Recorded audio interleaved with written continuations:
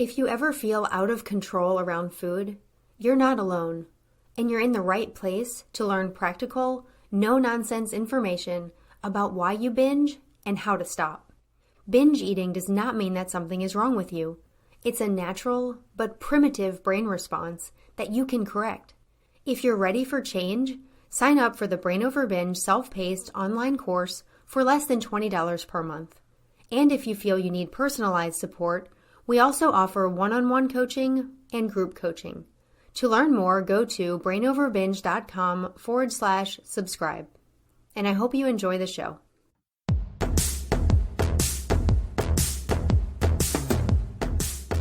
Welcome to the Brain Over Binge podcast, where you learn a simple, brain-based approach to ending binge eating.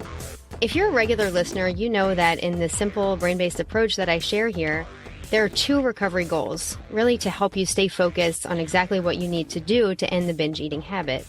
And to those who may be new to the show, those two goals are dismissing the urges to binge and eating adequately.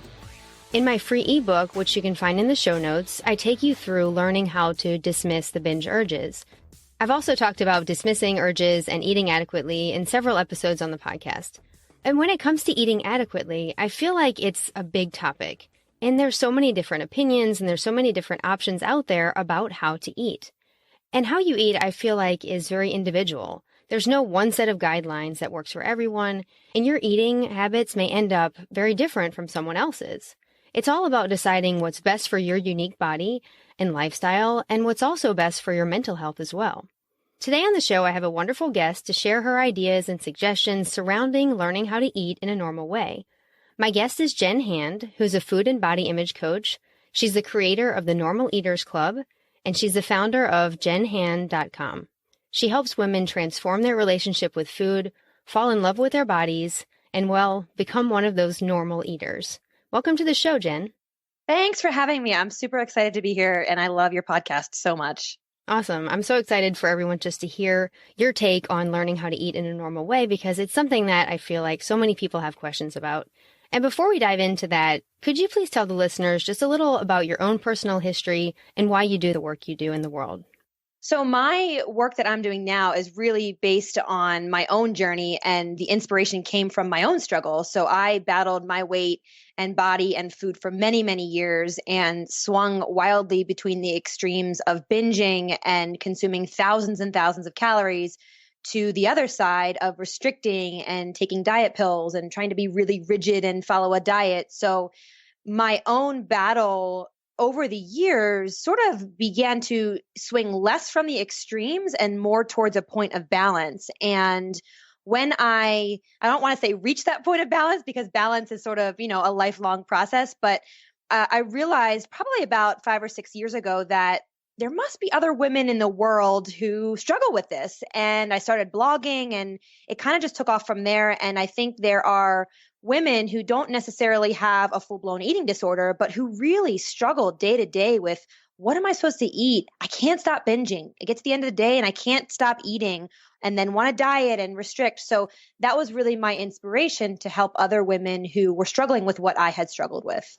That's awesome that you've just used your own journey to then reach out. And it is amazing how many people struggle with this. I mean, I was surprised to hear that as well when I started reaching out and sharing my own story. I mean, I knew there were a lot, but it's just overwhelming when you just look at how many women struggle with this on a day-to-day basis. And like you said, it's not that full-blown binging a lot of times. It's just the constant battle with dieting and overeating, and just there's a whole spectrum of what people struggle with. And I just want to get your opinion on this idea of normal eating. I mean, normal eating, it seems like it's a big topic, but it also seems like it should be so simple. We're human. We should know how to eat.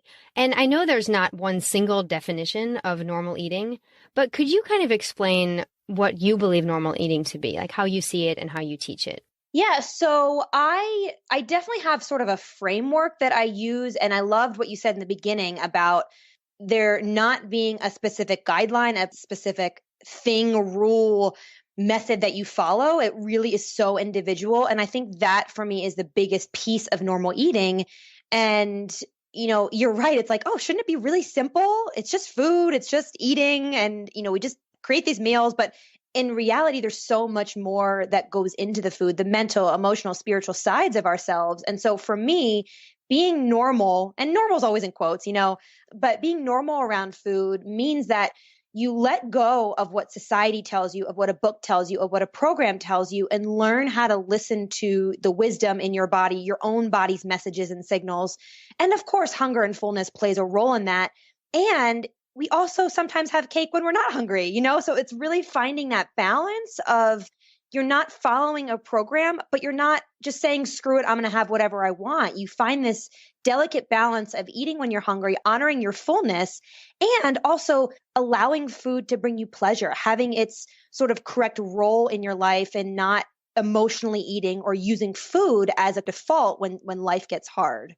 That makes sense. I love that you talk about it being individual and talk about, there not being a strict set of rules around it and using your own body to kind of determine what's best for you instead of, a lot of people are very almost addicted to following books and rules and what the experts say. And while all that, we can learn things from it, it all comes down to what feels best for us and not just physically. I think also, like you said, emotionally, spiritually, like there has to be a balance there. If you go through your life so rigid, that creates a lot of stress and that's not healthy either. So I find that people who I work with who've been binge eating for many years, they hear ideas about normal eating and yeah, it sounds great to be able to be flexible, but they just don't even know where to start because they've been so imbalanced or so rigid or binging. So what do you think are some first steps that you think someone could take if they feel overwhelmed and they just don't know how to start with normal eating? So in what I teach, I actually break it down into 5 stages. So, and I think everyone begins exactly what you're talking about. We're so confused about what to do, the next step to take, because there's 15,000 things that you Google, how do I be normal around food? Or how do I stop dieting? And there's 15 million suggestions. So we get overwhelmed and just confused about, okay, well, what exactly are we supposed to do? So I think for me, breaking it down into specific stages helps to focus on, okay, here in this stage, here's what you can focus on. And of course, again, that's not rigid and not, you have to follow this exactly, but it gives you a benchmark. And where I like to start everyone is eating regularly and often. So a lot of times what happens when we're binging, we binge and then the next day we're like, all right, I'm going to be really good. I'm going to be really healthy, or I'm not going to eat a lot. And, we kind of err on the other side to consuming as few calories as possible. And so we just oscillate between these extremes and never find this regular norm in our bodies. And the amazing thing about our bodies is that, and this was such a hard concept for me to learn, was that our bodies need fuel. Our bodies want to be fed. We want that regular rhythmic way of eating. And so eating typically every 3 to 4 hours and adding protein every time you eat is what I usually start people with, just to give them some sort of benchmark foundation to keep in mind when they're figuring out how to eat. Because a lot of times I see with intuitive eating, and even from my own journey, to go from binging and dieting to be like, right, so what does my body want for breakfast? I mean, I had no idea. So it was starting with some sort of benchmark to be like, right, okay, add protein, have some protein with my breakfast. And then, 3 to 4 hours later, have some lunch, giving me a sort of rhythm to fall into really helped to not only normalize the body, but biochemically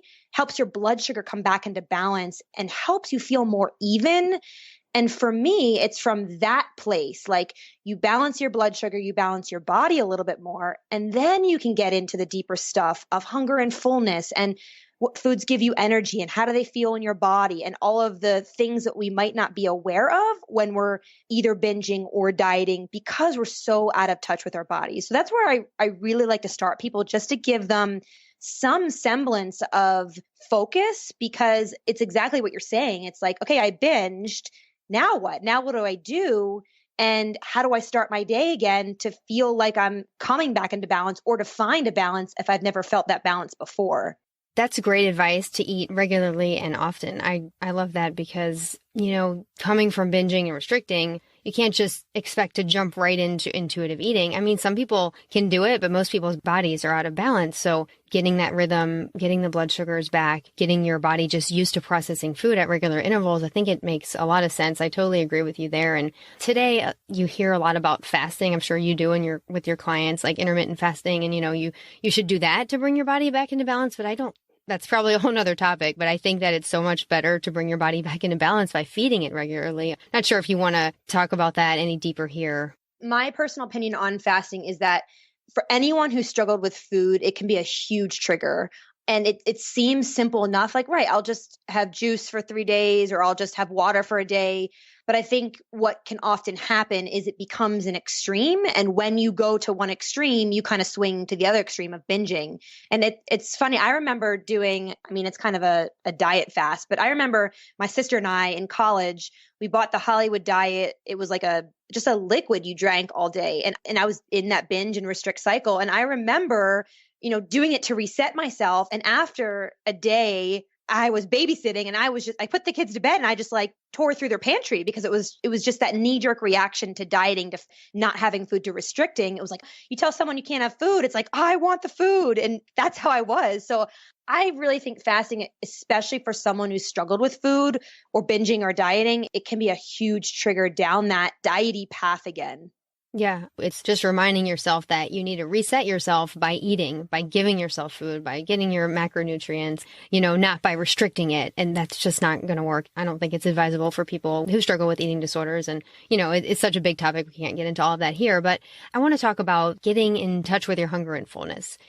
Once you're regulated, you do want to rely on hunger and fullness. You don't want to make it a rule. You don't want to make it the hunger and fullness diet or something. But how does hunger and fullness factor into your approach and how you teach people how to learn to eat normally?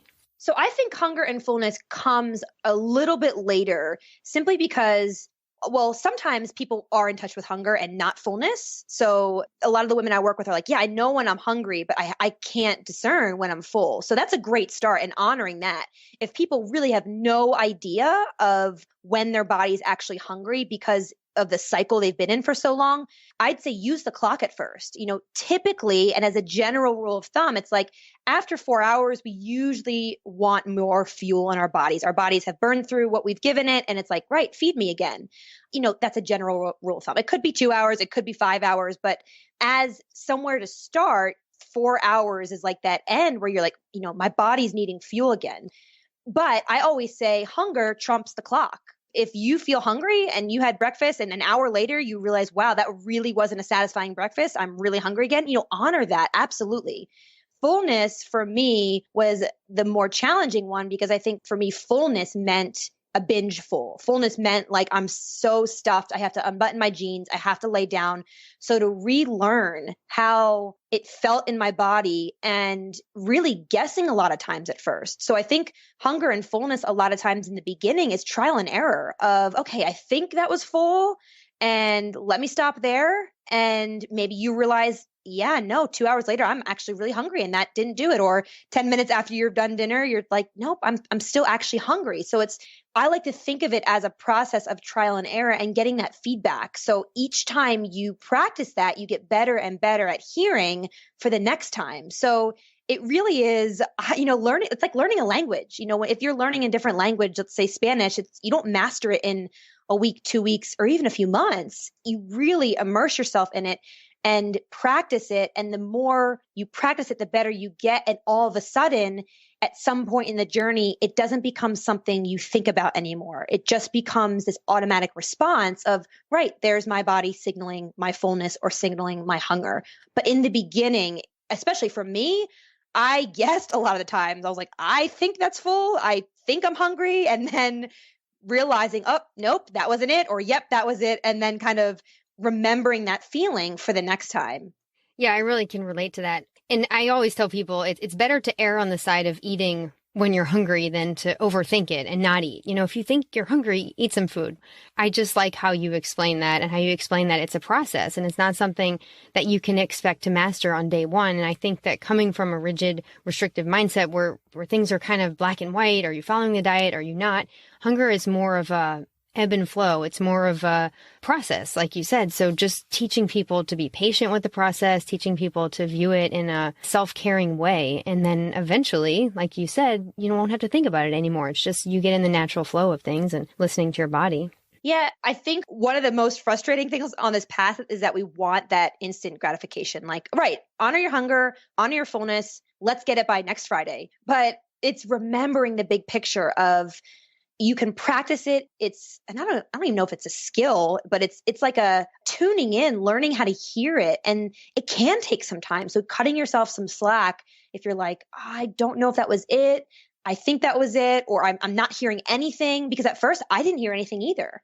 I was like, I think that's hunger. I think that's fullness. I really don't know, because I'd spent so long in following a plan or just straight binging. So I definitely think remembering that big picture view, whereas when you diet, it's like, okay, right, 30 days, I'm doing this, done. But remembering that this is a process. And I know it's so hard to accept, because that was one thing I fought for many years, but it really is so true. And I know it's cliche, but it is true. Yeah, it's great advice. And I think one thing that people need to remember is that you're never going to have it perfect for every moment of every day for the rest of your life. You're never going to exactly follow your hunger and exactly follow your fullness at the exact right, precise moment. I mean, it's all kind of like we use the word flow. And there are going to be some times when you're hungry and you can't get food right away. There are going to be times that you may overeat and you're a little more full than usual. And just not beating yourself up over that, I think, is really important too. Yeah, absolutely. Okay, and so I want to kind of get into the details of what normal eating may look like, because I think sometimes people need more of a visual or just to kind of see what it could look like for them. So could you maybe tell the listeners, either for you personally or maybe just give some examples, like what does it look like to you or to your clients? Yeah. And what's funny about this question is that I wrote a blog post sharing I was like, you know what? I'm going to share what I eat in a day, like an average day. And I got so many questions and comments and people being like, oh, like you actually eat that much. And, if it was years ago, I'd be like, oh my gosh, going down that path. But it's for me a relearning that we are allowed to eat, and we are, no matter what weight we are, if we have weight to lose, if we don't have weight to lose, we still are allowed to eat. And that was concept for me that was very, very challenging, coming from that very rigid mindset of the fewer calories, the better. So typically for breakfast, and just running through a typical day, I mean, this isn't every single day, but I'm not a huge breakfast person. So I love waking up and having a protein bar, because I really like eating something when I wake up. And then usually about 2 hours later is when I get hungry again, and I'll have a piece of toast, some avocado, some scrambled eggs. I've been adding grapefruit lately. For some reason, I've been really into grapefruits lately, but I love having eggs for breakfast in some way, because it really keeps me full. It's high protein for me, and it keeps me going for at least 3 hours. 3 to 4 hours later, I usually have leftovers from the night before. So whether that's like soup or a sandwich, a salad, I eat a lot of chicken. So like in my fridge today is lasagna soup. So it's just chicken sausage and noodles in this big soup. And then usually 3 to 4 in the afternoon, I'll have a snack, whether that's like half a piece of toast and peanut butter and apples. I eat a lot of peanut butter. So usually it's some sort of form of peanut butter on celery or apples or a piece of toast or something like that. And then dinner is usually something, a casserole I'll make, fajitas, tacos, something like that. So for me, there's no like, this is exactly what I eat in a day. But I think the important concept to take away is that I'm actually eating every 3 to 4 hours. And again, that looks different for everyone. I'm more of a smaller meal person more frequently. I love not getting overly full, but just having enough to usually last me 3.5 hours. And I do check in with myself and say, hey, what am I in the mood for? Or what sounds good? What sounds satisfying? And I try and honor that as best as possible. But every single meal isn't the most satisfying meal of my life. Sometimes I get sick of eggs and I'm like, I don't really, these are just okay today.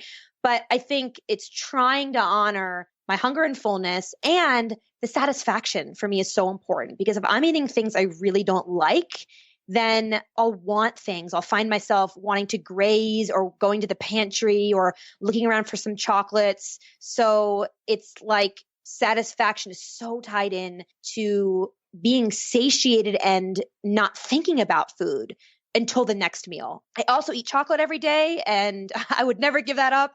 So I usually end my day with some form of chocolate, dark chocolate that I love. And of course, I do have a bowl of ice cream every now and then, or a muffin, or a cookie, or pizza. I don't want to have it be, this is exactly what I eat, and have it be like, oh, it's so healthy. It's for me, allowing myself those things that I want, that dessert or that cookie or that piece of cake, but building them into my day. So if I want a muffin or something, I'll have it as like my snack. I'll build it in and get a muffin from the store, and I'll have it as, my afternoon snack with a glass of milk or, a handful of nuts or something to add some more protein. And, that's kind of my snack. So I don't know if that helps, like getting more into specifics, but I remember for me asking the woman I worked with, like, tell me what you eat, because I was so worried about eating too much or not eating enough or not even knowing what normal looked like, that I was like, asked her all the time, like, tell me what you ate today, because it helped me feel more normal around what I was eating. So I hope that helps, but let me know if you need me to clarify. Oh, it definitely helps. I think it's honest and it's open, and I think it helps people just realize that it is okay to eat. I remember writing a similar blog post, it was years ago now, and people gave the same kind of comments. You really eat that much? I'm like, yeah, I do. I eat meals and snacks, and and it's for people used to reading blog posts about meal plans and restrictive plans, it does seem different just to see a normal woman's day of eating. But the thing is the restrictive plans don't work. So you end up actually eating more than a normal day of eating. I try to remind people of that all the time. If you restrict and you binge, that ends up being a lot more than if you just ate normally day after day. So, even though it may seem like a lot, it's actually less than the binging and restricting combined. So yeah, thanks for sharing that. And you mentioned things like cookies or pizza. I mean, I had pizza last night with my kids. We're getting a kitchen redone. We don't have any stoves or anything, and we get pizza even when we do have a kitchen. So I can't use that as an excuse. But and I don't really think twice about it. But people that I work with will often judge themselves really harshly for eating something like pizza or like something that they think is not good for them or that might make them gain weight. And it's hard to get them past that. And I just was hoping you could share some of your thoughts about that. I mean, when people are really self-critical, how do you get them to drop this judgment about every little thing they're putting in their mouths? Criticism is such a big one because it's so insidious, because I think often we don't realize we're doing it, and then we catch ourselves. We're like, oh my gosh, I'm totally beating myself up for having that second piece of cake. So one big one for me is actually, and I want to give an example to illustrate what I'm talking about, but the self-talk in our head, starting to be really aware of what we're saying to ourselves. So Reese's cups were a big trigger for me when I was binging. And I remember a little bit into my journey of healing and recovery, I sat down with Reese's and put them on a plate. And I was just like, no, I'm going to face this. Like, I am going to have these. I'm going to enjoy them. And I'm going to allow myself to have these without having 16 more. And it really was, for me, bringing myself back every second, if I needed to, of I'm allowed to have this. I'm allowed to enjoy this. I don't need to criticize myself. I don't need to beat myself up.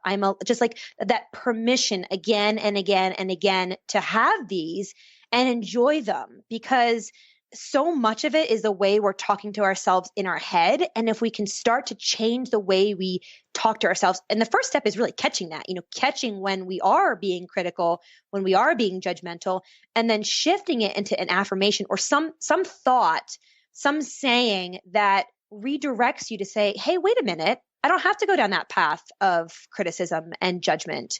I can reframe it to allow myself to give myself permission to let go of the guilt and be in this moment to enjoy it.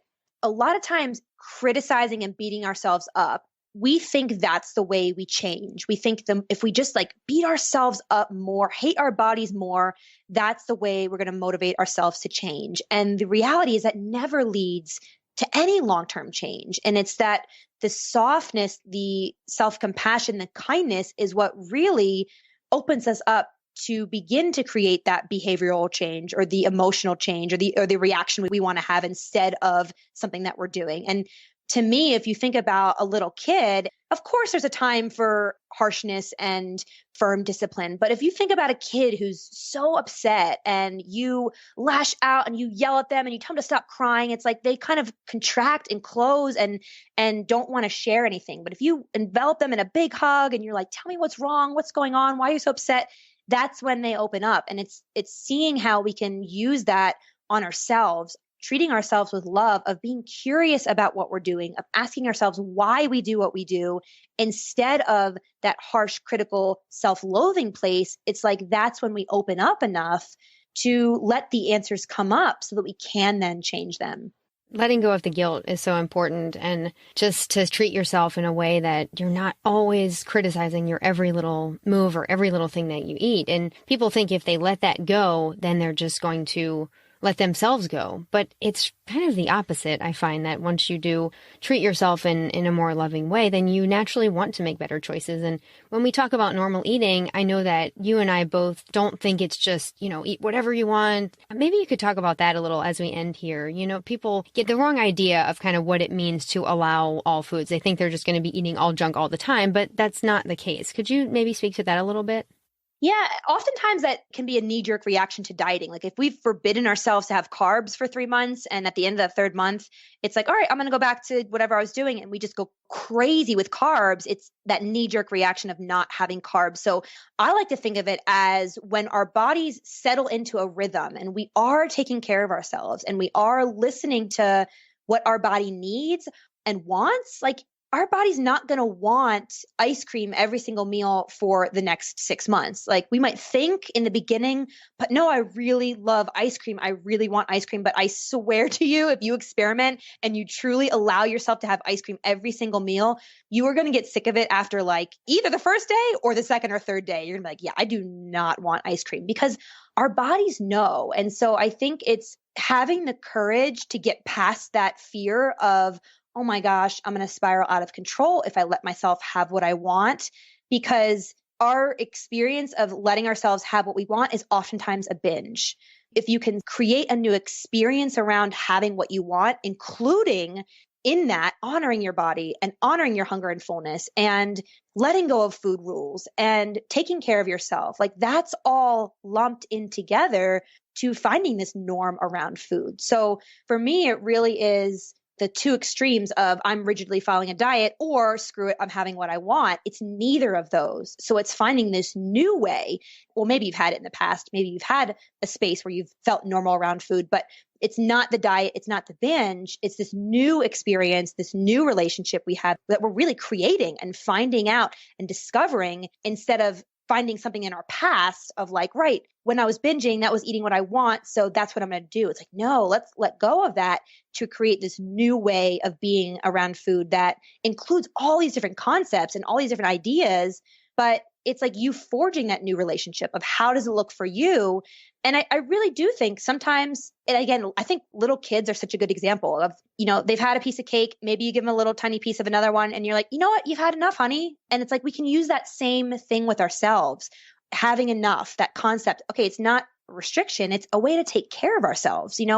We don't need 6 pieces of cake. We can have 1, maybe 2, and let that be enough. So I think that's also a part of that gentle way that we take care of ourselves, like you're talking about, and including that in the normal eating too. Yeah, definitely. And I think that's a great way to sort of wrap up today because it gives you an overall picture of what you're talking about when you talk about normal eating. And I think this episode will be very helpful for people who just aren't really sure how to eat normally. They're working on stopping binging, working on dismissing those urges to binge, but not really being able to figure out the eating adequately part. And I know that your ideas will just be very helpful and useful and practical for people. So now we have some links in the show notes to learn more about the work that Jenn does. So Jenn, can you share just how the listeners can get in touch with you and learn more about your work? Yeah. So best way to reach me is on my website at jennhand.com, JENNHAND. And there's tons of blogs, resources, videos, lots of stuff. And if you want to get in touch, you can comment or fill out the contact me form. But yeah, I just wanted to say while you were talking that remembering that the concept of normal eating changes as we change. So how I eat now looks very different than how I ate, 2 years ago or even 5 years ago, because it evolves as we get to know ourselves better. So I think hoping that last piece of advice gives you a little bit more compassion with yourself as you are trying to figure out, okay, well, how does normal look for me? Remember that it can always change. You don't get there and stay there. It's like, right, my situation changed, my body changes, my life changes, and my food changes with it. Yes, definitely a great final thought. So Jenn, thank you so much for being here today. I really appreciate you coming on the show. Thank you so much for having me. Thank you to everyone who's taken the time to listen today, and I hope you'll join me again soon. For now, this is Kathryn encouraging you and reminding you that you have the power to change your brain and live a binge-free life.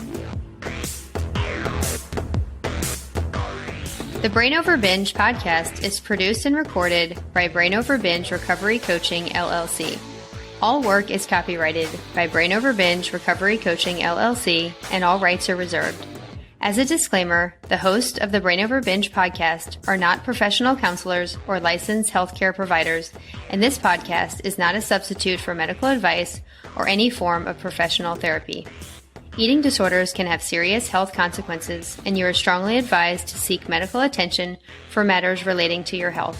Please get help when you need it, and good luck on your journey.